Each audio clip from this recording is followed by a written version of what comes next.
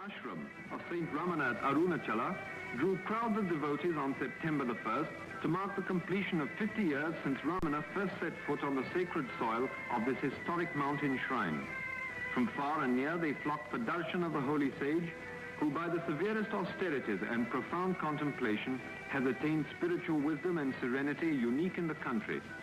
Thousands draw comfort from his mere presence, for he neither preaches nor blames, setting at ease all who come to him by the essential goodness he radiates to all around. A good man in a troubled world.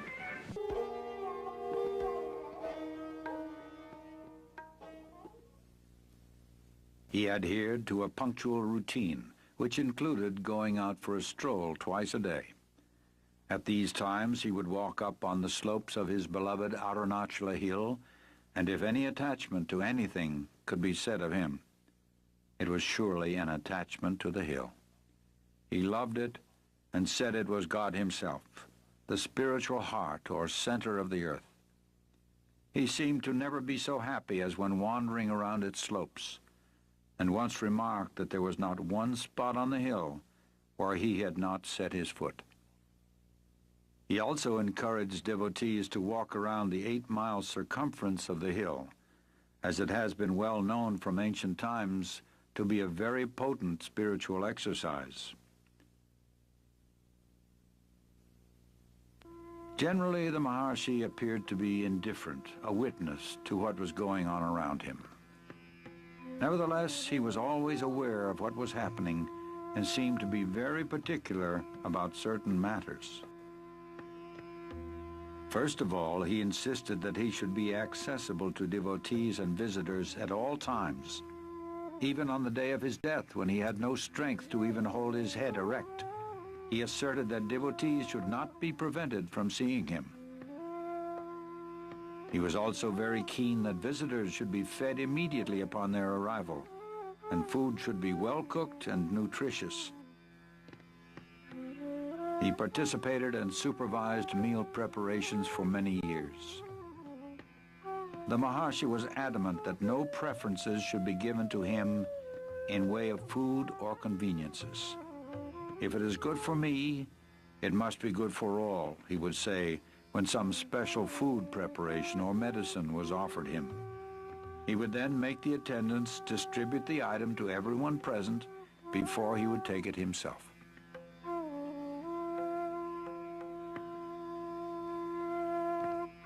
In his company, one would notice a total absence of distinction between men and women of different castes and creeds, of different races and religions, between a prince and a peasant, an ascetic and a householder. His equality extended far beyond human beings and embraced even plants and animals.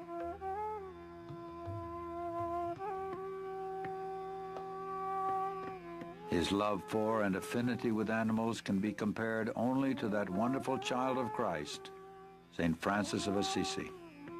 They all came to him, dogs, snakes, monkeys, crows, deer, peacocks, chipmunks, and cows, to name a few.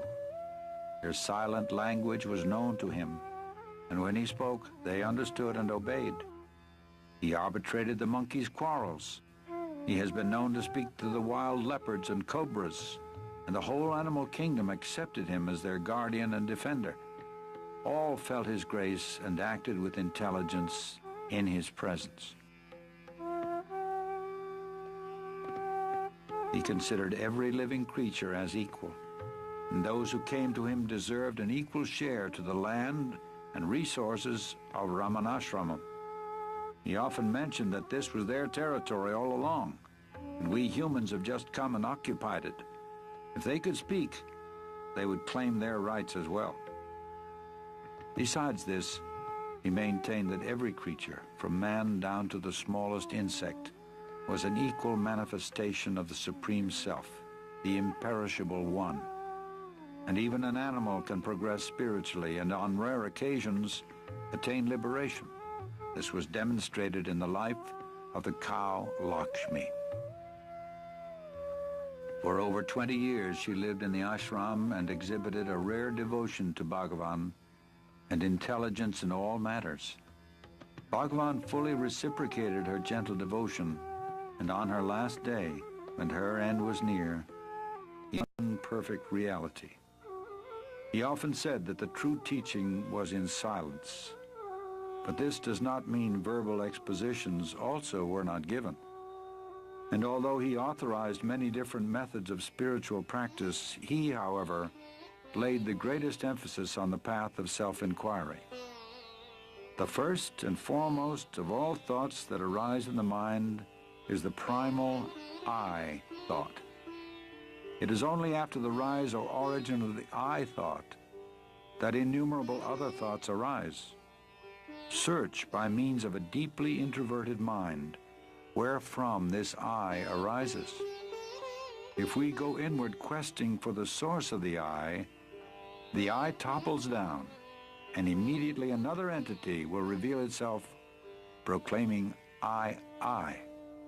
Even though it also emerges saying I, it does not connote the ego, but the one perfect existence. People of all religions came to him, and he never advised any of them to change their faith or abandon their creeds. He answered all their questions patiently, but in the end brought them round to the self. Know who you are, then all else will be known, he would say. To a question put to him about happiness, he replied, happiness is your real nature. You identify yourself with the body and mind, feel its limitations, and suffer. Realize your true self in order to open the store of unalloyed happiness. That true self is the reality, the supreme truth, which is the self of all the world you now see, the self of all the selves, the one real, the supreme, the eternal self, as distinct from the ego or the bodily idea for the self.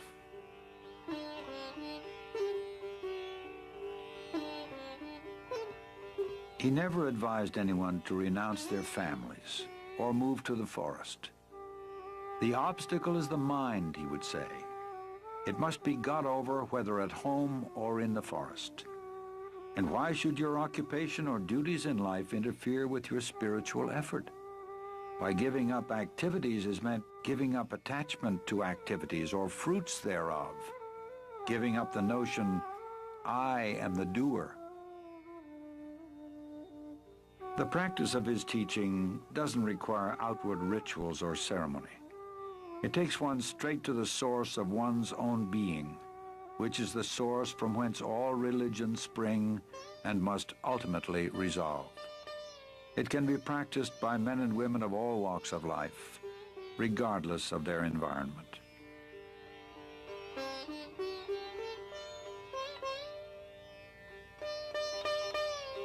The Maharshi lived what he taught.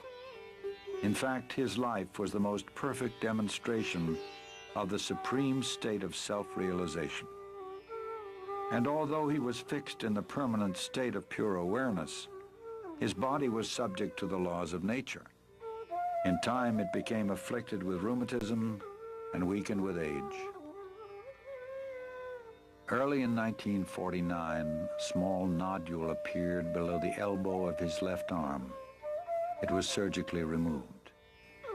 It later reappeared and was diagnosed as a malignant tumor, which inch by inch ate up the flesh of his left arm, poisoned his blood, and finally rang down the curtain on a life of immaculate purity and grace. Throughout his final year, there appeared to be terrible suffering, but the Maharshi never complained. He seemed to be indifferent alike to the existence or non-existence of the body, being almost unaware of it. Devotees, seeing his gradual weakening and ominous symptoms, expressed their agony at his impending departure. He simply told them that they attached too much importance to the body, indicating that his influence was not limited to the diseased body they saw before him. When on April 13, 1950, a physician brought him some special medicine, he refused it, saying, "It is not necessary. Everything will come right within 2 days."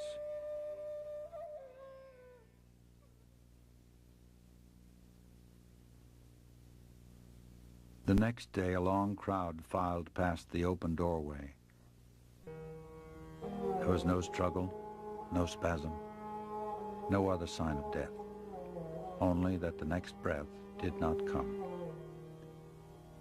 At that very moment, an enormous star trailed slowly across the sky and disappeared behind the holy Arunachala Hill. Many saw it, even as far away as Madras, and felt what it portended. It was exactly 8:47 p.m., April 14th, 1950,